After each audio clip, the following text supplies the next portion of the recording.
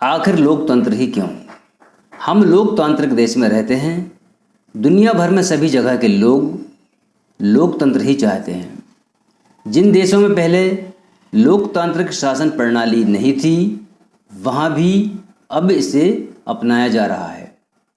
सभी महान लोगों ने लोकतंत्र के बारे में अच्छी अच्छी बातें कही हैं।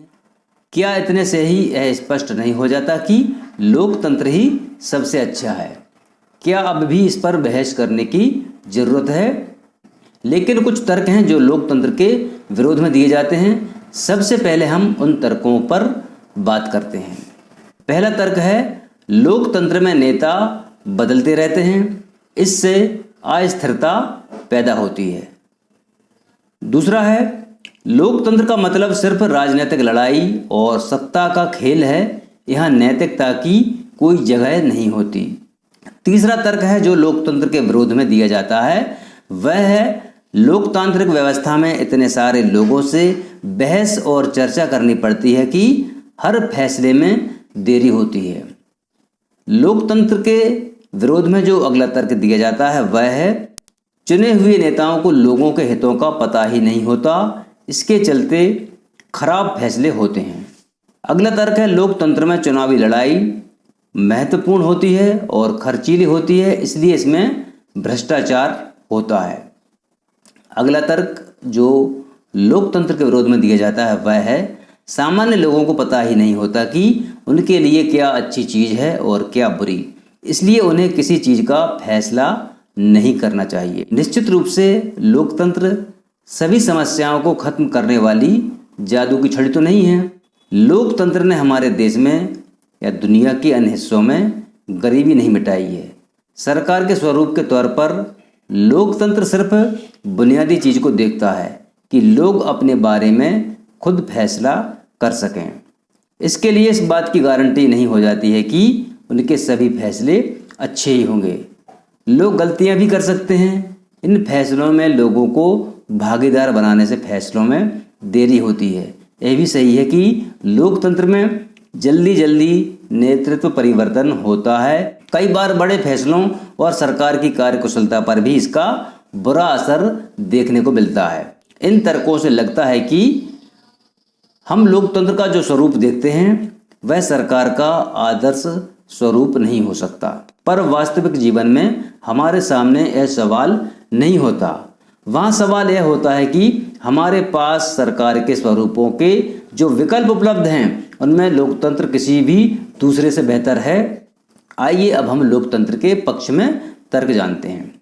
चीन में 1958 से 61 के दौरान पड़ा अकाल विश्व इतिहास का अब तक का ज्ञात सबसे भयावह अकाल था। इसमें करीब 3 करोड़ लोग भूख से मरे।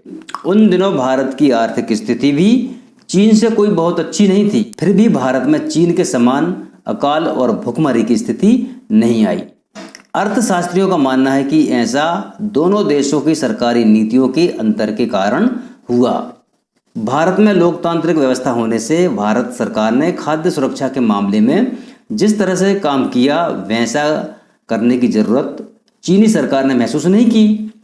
अर्थशास्त्रियों का यह भी कहना है कि किसी भी स्वतंत्र और लोकतांत्रिक देश में कभी भी बड़ा अकाल और बड़ी संख्या में भुखमरी नहीं हुई है। अगर चीन में भी बहुदलीय चुनाव प्रणाली होती, विपक्षी दल होता, सरकार की आलोचना कर सकने वाली स्वतंत्र मीडिया होती, तो इतने सारे लोग भूख से नहीं मर सकते थे।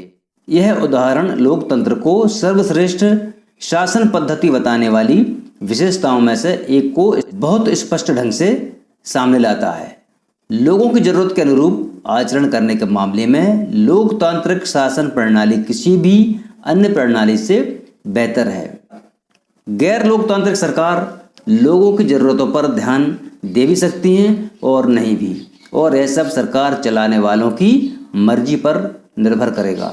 अगर शासकों को कुछ करने की ज़रूरत नहीं लगती तो उनको लोगों की इच्छा के अनुरूप काम करने की ज़रूरत नहीं है, पर लोकतंत्र में यह जरूरी है कि शासन करने वाले लोगों की ज़रूरत पर तत्काल ध्यान दें। लोकतांत्रिक शासन पद्धति दूसरों से बेहतर है क्योंकि यह शासन का अधिक जवाबदेह वाला स्वरूप है। गैर लोकतांत्रिक सरकारों की तुलना में लोकतांत्रिक सरकारों के बेहतर फैसले करने का एक अन्य कारण भी है। लोकतंत्र का आधार व्यापक चर्चा और बहसें हैं। लोकतांत्रिक फैसले में हरदम ज़्यादा लोग शामिल होते हैं, चर्चा करके फैसले लेते हैं, बैठकें होती हैं। अगर किसी एक मसले पर अनेक लोगों की सोच हो तो उसमें गलतियों की गुंजाइश कम से कम हो जाती है। इसमें कुछ ज़्यादा समय ज़रूर लगता है, लेकिन महत्वपूर्ण मसलों पर थोड़ा समय लेकर फैसले करने में अपने लाभ भी हैं। इससे ज़्यादा उग्र या गैर जिम्मेदार फैसले लेने की संभावना घटती है। इस प्रकार लोकतंत्र बेहतर निर्णय लेने की संभावना बढ़ाता है। इसी से जुड़ा तीसरा तर्क भी है। लोकतंत्र मतभेदों और टकरावों को संभालने का तरीका उपलब्ध कराता है। किसी भी समाज में लोगों के हितों और विचारों में अंतर होगा। भारत की तरह भारी सामाजिक विविधता वाले देश में इस तरह का अंतर और भी ज़्यादा होता है। अलग अलग इलाकों में अलग अलग समूहों के लोग रहते हैं, विभिन्न भाषाएं बोलते हैं, उनकी धार्मिक मान्यताएं अलग अलग हैं, जातियां भी अलग अलग हैं। दुनिया को ये सभी अलग अलग दृष्टिकोण से देखते हैं और उनकी पसंद में भी बहुत अंतर है। एक समूह की पसंद और दूसरे समूह की पसंद में टकराव भी होता है। ऐसे टकराव को कैसे सुलझाएंगे? इसे ताकत के बल पर सुलझाया जा सकता है। जिस समूह के पास ज़्यादा ताकत होगी वह दूसरे को दबा देगा और कमज़ोर समूह को इसे मानना होगा, लेकिन इससे नाराज़गी और असंतोष पैदा होगा। ऐसी स्थिति में विभिन्न समूह ज़्यादा समय तक साथ नहीं रह सकते। लोकतंत्र इस समस्या का एकमात्र शांतिपूर्ण समाधान उपलब्ध कराता है। लोकतंत्र में कोई भी स्थायी विजेता और कोई स्थायी रूप से पराजित नहीं होता। सो विभिन्न समूह एक दूसरे के साथ शांतिपूर्ण ढंग से रह सकते हैं। भारत की तरह विविधता वाले देश को लोकतंत्र ही एकजुट बनाए हुए है। बेहतर सरकार और सामाजिक जीवन पर प्रभाव के हिसाब से ये तीन तर्क लोकतंत्र को काफ़ी मजबूत साबित करते हैं। लेकिन लोकतंत्र के पक्ष में सबसे मजबूत तर्क उससे बनने वाली सरकार के कामकाज से जुड़ा नहीं है। यह तर्क लोकतंत्र और नागरिकों के रिश्ते का है। लोकतंत्र में नागरिकों की जो हैसियत होती है वह किसी सरकार के कामकाज से और व्यवस्था में नहीं होती। अगर इस व्यवस्था में बेहतर फैसले लेने और उत्तरदायी सरकार चलाने का काम ना भी हो तब भी यह दूसरों से बेहतर है। लोकतंत्र नागरिकों का सम्मान बढ़ाता है। लोकतंत्र राजनीतिक समानता के सिद्धांत पर आधारित है। यहाँ सबसे गरीब और अनपढ़ को भी वही दर्जा प्राप्त है जो अमीर और पढ़े लिखे लोगों को है। लोग किसी शासक की प्रजा ना होकर खुद अपने शासक हैं। अगर वे गलतियाँ करते हैं तब भी वे खुद इसके लिए जवाबदेह हैं।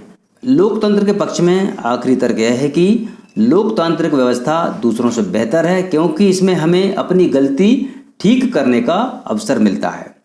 जैसा कि हमने ऊपर देखा, इस बात की कोई गारंटी नहीं है कि लोकतंत्र में कोई गलती नहीं हो सकती। किसी भी किस्म की सरकार इस बात की गारंटी नहीं दे सकती।